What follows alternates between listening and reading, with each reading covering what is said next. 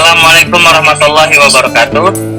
Kami dari kelompok 4 akan mempresentasikan materi kami yang berjudul Pasar Persaingan Monopolistik sebagai tugas ujian akhir semester dalam mata kuliah pengantar ekonomi mikro. Sebelum itu kami akan memperkenalkan anggota kelompok kami.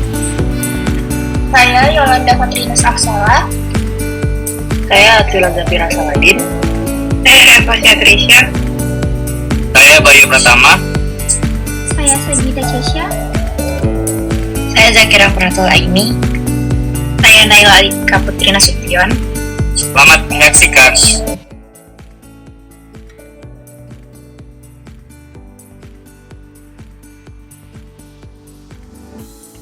Ciri-ciri pasar persaingan monopolistis.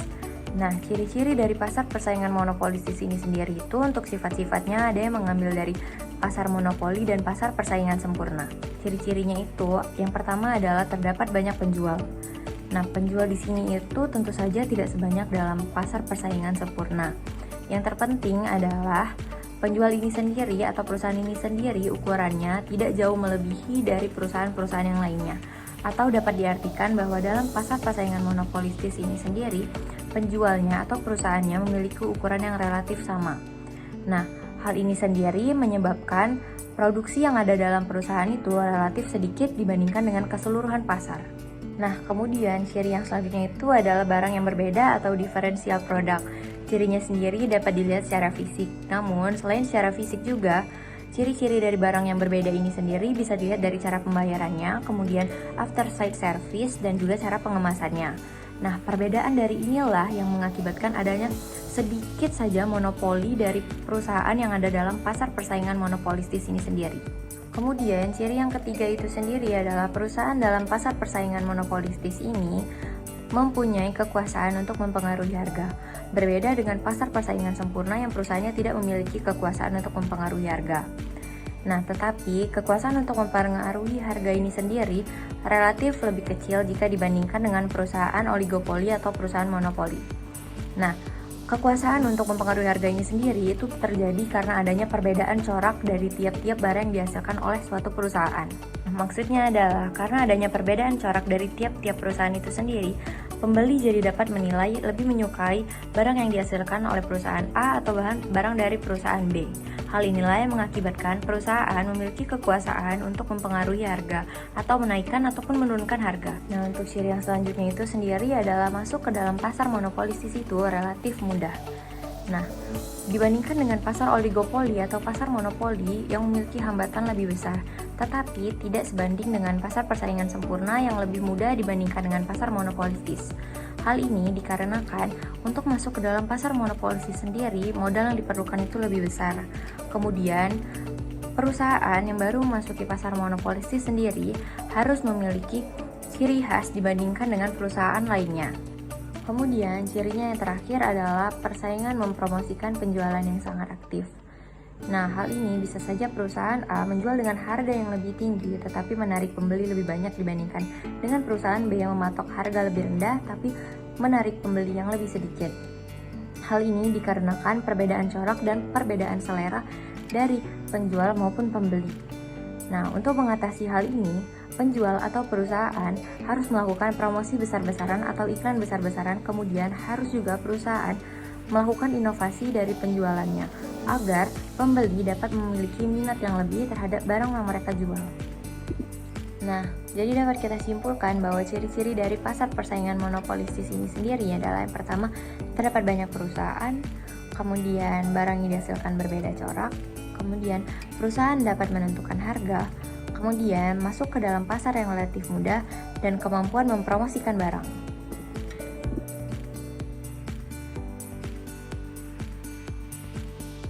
Saya Yolanda Patrinas Aksela dengan NIM 01111182328025, dan pada kesempatan kali ini saya akan menjelaskan materi tentang keseimbangan dalam pasar persaingan monopolistis. Kurva permintaan dalam pasar persaingan monopolistis yang memiliki produsen dalam jumlah banyak mengakibatkan kurva permintaannya berbentuk cenderung elastis atau landai, tetapi tidak mencapai elastis sempurna seperti yang dihadapi oleh pasar monopoli. Karena kurva permintaan ke atas barang produksi dalam pasar persaingan monopolistis ini bersifat menurun sedikit demi sedikit, atau lebih datar dan tidak menurun secara curam. Artinya, apabila perusahaan menaikkan harga barang, maka jumlah barang yang dijual akan semakin berkurang. Dan sebaliknya, apabila perusahaan menurunkan harga barang, maka jumlah barang yang dijual akan semakin bertambah. Keseimbangan dalam pasar persaingan monopolistis dibagi ke dalam dua kondisi, yaitu keseimbangan dalam jangka pendek atau short run dan keseimbangan dalam jangka panjang atau long run. Baiklah, selanjutnya kita akan membahas keseimbangan pasar monopolistis dalam jangka pendek. Dalam jangka pendek, pasar persaingan monopolistis akan merasakan dua kondisi, yaitu laba maksimum dan kerugian. Yang pertama, ketika perusahaan mengalami laba maksimum. Laba maksimum terjadi apabila TR lebih besar dari TC. Seperti yang sudah saya jelaskan sebelumnya, karena pasar monopolistis memiliki jumlah produsen yang banyak, mengakibatkan kurva permintaannya berbentuk landai, dan kurva MR tidak berhimpitan dengan kurva permintaan, selalu berada di bawah kurva permintaan karena sifat dari kurva permintaan yang menurun sedikit demi sedikit. Selanjutnya, untuk dapat menentukan pada titik mana produsen akan berproduksi barang, kita membutuhkan kurva MC atau marginal cost yang berbentuk seperti checklist.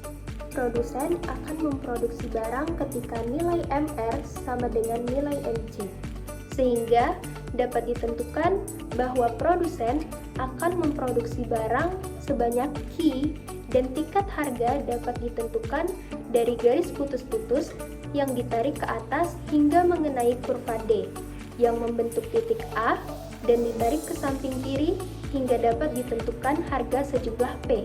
Maka dari itu, dapat disimpulkan daerah TR adalah OQAP. Selanjutnya, wilayah TC dapat ditentukan dari titik yang mempertemukan kurva AC dengan garis putus-putus yaitu B.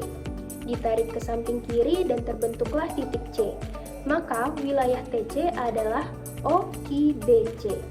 Karena TR lebih besar dari TC, maka perusahaan akan mengalami laba maksimum dan wilayah keuntungannya yaitu CBAP. Kondisi yang kedua yaitu ketika perusahaan mengalami kerugian. Kerugian terjadi apabila TR lebih kecil dari TC. Dari kurva di samping dapat disimpulkan bahwa produsen akan memproduksi barang ketika MR sama dengan MC, sehingga dapat ditentukan produsen akan memproduksi sebanyak Q. Harga dapat ditentukan dari garis putus-putus yang ditarik ke atas hingga mengenai kurva D yang membentuk titik A dan ditarik ke samping kiri hingga dapat ditentukan harga sejumlah P.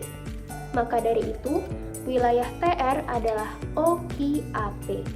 Selanjutnya, wilayah TC dapat ditentukan dari titik yang mempertemukan kurva AC dengan garis putus-putus, yaitu B, ditarik ke samping kiri terbentuklah titik C. Maka wilayah TC adalah OQBC. Karena TR lebih kecil dari TC atau daerah TC melebihi daerah TR, maka perusahaan mengalami kerugian dan wilayah kerugiannya yaitu PABC. Nah, pasti kalian bertanya-tanya dan penasaran kan, apa sih arti dari tanda panah yang mengarah ke kiri dan tanda panah yang mengarah ke kanan dalam kurva keseimbangan jangka pendek ini? Artinya adalah saat perusahaan mengalami laba maksimum dalam jangka pendek, yang artinya kondisi ini tidak akan bertahan lama, karena ketika perusahaan menghasilkan keuntungan, maka perusahaan baru terdorong untuk memasuki pasar. Masuknya perusahaan baru ini akan meningkatkan jumlah output yang dapat dipilih oleh konsumen sehingga mengurangi jumlah permintaan untuk masing-masing perusahaan yang sudah ada. Oleh karena itu, kurva permintaannya bergeser ke kiri, menyebabkan tingkat keuntungan yang didapatkan menurun. Sebaliknya, ketika perusahaan mengalami kerugian dalam jangka pendek mengakibatkan perusahaan yang ada di pasar memiliki dorongan untuk keluar dari pasar. Saat keluar dari pasar, produk yang dapat dipilih oleh konsumen akan semakin sedikit, sehingga jumlah permintaan pada masing-masing perusahaan akan semakin banyak, mengakibatkan kurva permintaannya bergeser ke kanan, dan menyebabkan tingkat keuntungan yang didapatkan meningkat. Selanjutnya, kita akan membahas kurva keseimbangan dalam pasar persaingan monopolistik jangka panjang. Proses masuk dan keluar pasar yang terjadi dalam jangka pendek terus berlanjut hingga perusahaan di dalam pasar menghasilkan keuntungan ekonomi sama dengan 0 atau ketika P sama dengan AC dan TR sama dengan TC. Dalam jangka panjang, tidak ada insentif bagi perusahaan untuk masuk atau keluar dalam pasar, karena dalam jangka panjang inilah terkumpul orang-orang yang lulus dari seleksi alam sehingga mereka dapat melanjutkan kegiatannya dalam pasar. Di dalam jangka panjang, pasar monopolistis akan hanya menghadapi satu kondisi, yaitu laba normal. Dari dua skenario yang berlangsung sebelumnya, baik perusahaan keluar atau masuk ke dalam pasar, pada akhirnya pasar akan mencapai keseimbangannya dalam jangka panjang. Dari kurva di samping dapat disimpulkan di mana permintaan akan bersinggungan dengan kurva AC sehingga harga akan sama dengan biaya total rata-ratanya atau P sama dengan AC dan wilayah TR sama dengan TC adalah OQ star AP star.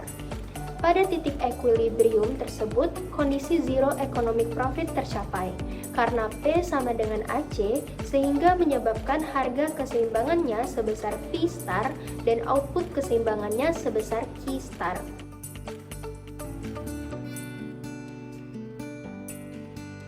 Assalamualaikum warahmatullahi wabarakatuh. Nama saya Atsila Zafira Saladin. Persaingan bukan harga. Pada hakikatnya mengandung arti usaha-usaha di luar perubahan harga yang dilakukan oleh firma untuk menarik lebih banyak pembeli ke atas barang yang diproduksinya. Persaingan bukan harga bertujuan untuk menggeser kurva permintaan ke kanan. Pergeseran itu berarti pada setiap tingkat harga, jumlah barang yang diminta menjadi bertambah lebih banyak. Persaingan bukan harga dapat dibedakan menjadi dua, yaitu yang pertama, diferensiasi produksi, yang kedua, iklan dan berbagai bentuk promosi penjualan. Diferensiasi produk. Diferensiasi produk artinya produk yang dibuat memiliki bentuk, ukuran, warna, atau corak yang berbeda meskipun hasil produk yang dibuat sama. Hal ini tentu akan membuat konsumen lebih mudah dalam memilih produk yang sama. Para produsen biasanya menarik konsumen dengan membuat produk yang unik dan menarik. Nah, terdapat 4 cara dalam membuat produk yang berbeda, yaitu yang pertama, perbedaan fisik meliputi penampilan dan kualitas, yaitu ukuran, berat, warna, desain, tekstur, dan lainnya. Yang kedua, jumlah dan jenis lokasi tersedianya produk juga merupakan salah satu cara diferensiasi. Yang ketiga, memberikan layanan produk yang berbeda dibanding produk dari perusahaan yang lain. Yang keempat, perbedaan produk adalah citra atau image yang ingin ditampilkan oleh produsen dalam benak konsumen. Contohnya, produk perusahaan A memiliki tanda tangan selebriti atau menjual produk di tempat-tempat tertentu sehingga terlihat eksklusif. Selanjutnya, promosi iklan. Pada dasarnya, harga bukan penentu utama dalam persaingan pasar monopolistik, melainkan pada keunggulan atau keunikan dari produk tersebut. Sehingga dibutuhkan promosi yang aktif dari setiap produsen. Nah, terdapat 3 tujuan promosi melalui iklan, yaitu 1. Memberikan penerangan pada konsumen mengenai hasil produksinya. Hal ini penting untuk perusahaan baru yang masuk dalam pasar monopolistik. Yang kedua, menekankan konsumen bahwa hasil produksinya adalah yang terbaik, atau untuk mengingatkan kepada konsumen tentang hasil produksinya secara terus-menerus. Yang ketiga, memelihara hubungan baik dengan konsumen.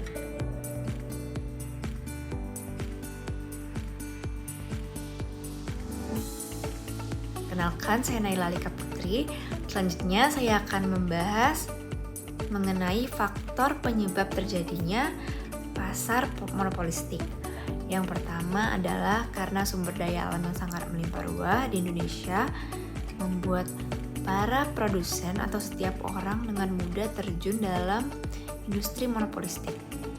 Karena sangat mudah mencari bahan baku untuk proses produksi suatu barang.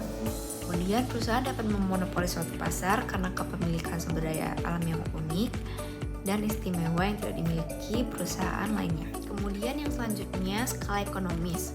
Suatu perusahaan dapat mendapat keuntungan yang maksimum apabila tingkat produksinya cukup besar.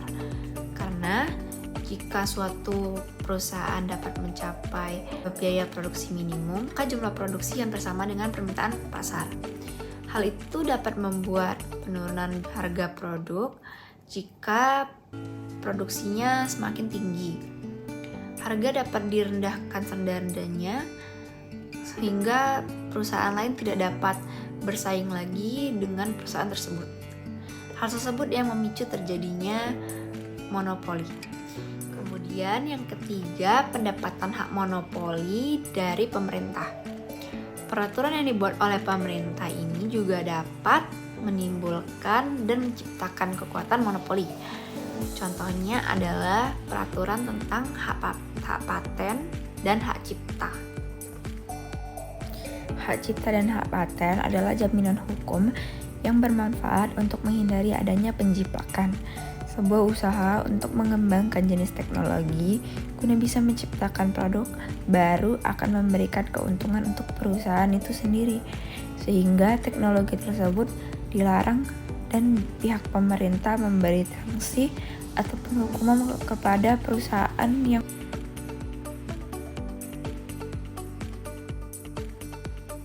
Perkenalkan, nama saya Putri. Saya akan membahas rugi dan untung pasar monopolistik. Kerugian. 1. Memerlukan modal yang sangat besar karena perusahaan yang sudah lebih masuk ke pasar monopolistik ini dan sukses mempunyai skala ekonomi yang besar dan digunakan untuk produksi sebagai promosi. 2. Memiliki skala dan tingkat persaingan cukup luas dan tinggi dalam bidang kualitas harga dan jasa pelayanan. Jadi produsen atau perusahaan yang harus setiap persaingan terjadi dalam pasar monopolistik ini. 3. Setiap perusahaan harus melakukan inovasi pada produknya sehingga tidak akan kalah dengan produk lainnya di bidang yang sama. Akan tetapi, hal ini meningkatkan biaya produksi yang berpengaruh pada output harga produk yang harus dibayar konsumen. 4. Untuk perusahaan kecil yang baru masuk di pasar monopolistik, tingkat optimalnya atau efisiensi bisa dibilang cukup rendah. 5. Kurangnya efisiensi suatu produk dan produksi perusahaan kecil. Harga produk juga makin murah dan mempengaruhi biaya operasional suatu perusahaan. 6. Terdapat kemungkinan akan terjadi pemborosan biaya produksi pengiklanan dan halalnya dapat pasar monopolis ini sangat dibalik dengan pasar persaingan sempurna dan monopoli. Saya akan membahas keuntungan. Pertama, kebebasan pada produsen atau perusahaan untuk mengeluarkan dan masuk sistem pasar monopolistik membuat setiap perusahaan selalu melakukan inovasi jika ingin kehilangan konsumen.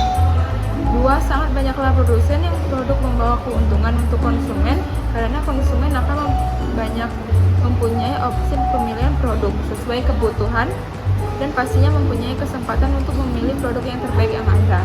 3. Karena kebutuhan sehari-hari tersedia di pasar monopolistik ini sehingga konsumen lebih mudah untuk menemukannya.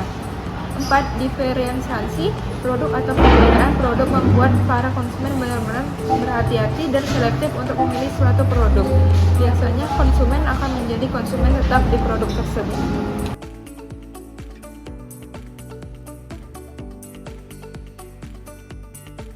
Contoh-contoh pasar monopolistik. Ada banyak contoh pasar monopolistik yang bisa kita temui.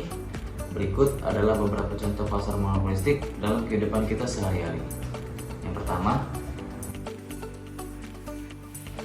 contoh pasar monopolistik yang pertama yaitu industri ataupun pabrik rokok seperti Jarum, Gudang Garam, Jisamsu, dan lainnya. Meskipun mereka sama-sama memproduksi rokok, tetapi setiap perusahaan mempunyai ciri khasnya masing-masing. Bahkan, harga yang dipatok oleh masing-masing perusahaan juga berbeda-beda loh. Tidak ada standar yang bisa menentukan bahwa harga dari produk tersebut harus sama ataupun seragam. Selain itu, setiap perusahaan mempunyai kuasa untuk mempengaruhi pasar menggunakan produk yang dimiliki. Akan tetapi, mereka tidak bisa memberikan pengaruh harga kepada keseluruhan harga pasar maupun dari pesaingnya. 2. Contoh pasar monopolistik yang kedua adalah industri otomotif. Industri otomotif memiliki berbagai merek yang menawarkan mobil dengan fitur, kualitas, dan harga yang berbeda. Konsumen sering memilih mobil berdasarkan merek yang mereka percayai ataupun karakteristik tertentu yang mereka inginkan. Yang ketiga,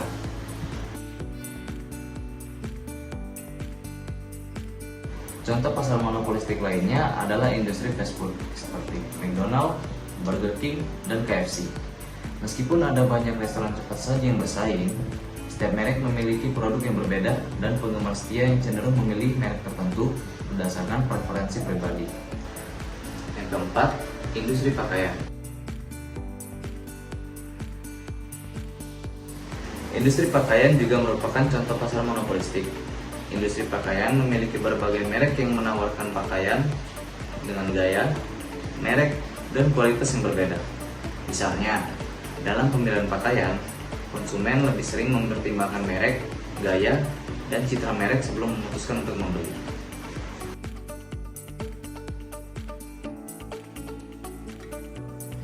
Contoh pasar monopolistik lain yaitu pasar kosmetik dan perawatan kulit.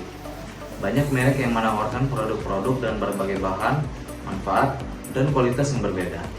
Konsumen lebih sering memilih produk perawatan berdasarkan merek dan kualitas yang diharapkan.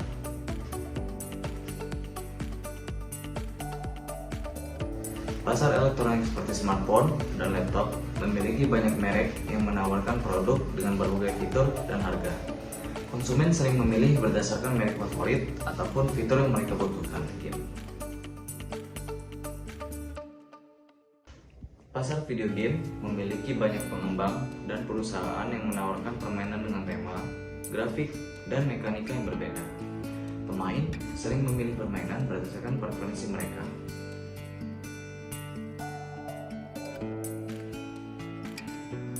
Materi selanjutnya saya akan menjelaskan tentang kelebihan dan kelemahan dari pasar monopolistik. Yang pertama, saya akan menjelaskan terlebih dahulu tentang kelebihan dari pasar monopolistik. 1. Banyaknya produsen di pasar memberikan keuntungan bagi konsumen untuk dapat membeli produk yang terbaik baginya. Yang kedua, ada kebebasan keluar masuk bagi produsen, mendorong produsen untuk selalu melakukan inovasi dalam menghasilkan produknya.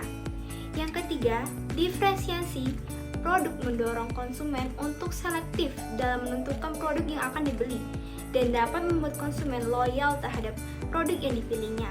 Yang keempat adalah pasar ini relatif mudah dijumpai oleh konsumen karena sebagian besar kebutuhan sehari-hari tersedia dalam pasar monopolistik itu.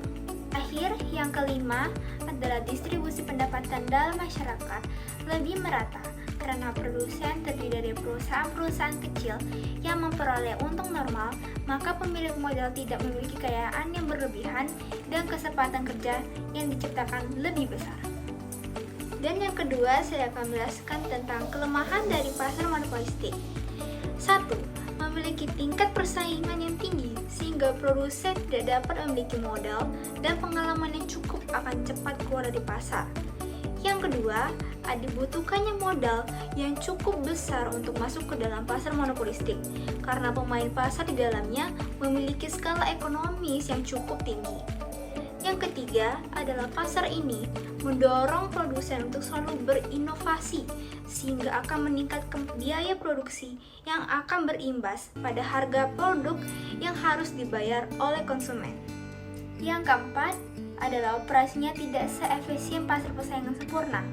Hal ini dikarenakan harga lebih tinggi, kuantitas produksi lebih rendah, dan tidak tercapainya efisiensi baik produktif maupun alokatif. Yang terakhir, yang kelima adalah perusahaan tidak mempunyai gerakan untuk melakukan inovasi, model yang terbatas, pasar yang terbatas, dan kecenderungan untuk memperoleh keuntungan dalam jangka panjang, menghalangi produsen atau perusahaan untuk menciptakan inovasi. Sekian video dari kelompok kami. Mohon maaf bila ada kesalahan. Terima kasih. Wassalamualaikum warahmatullahi wabarakatuh.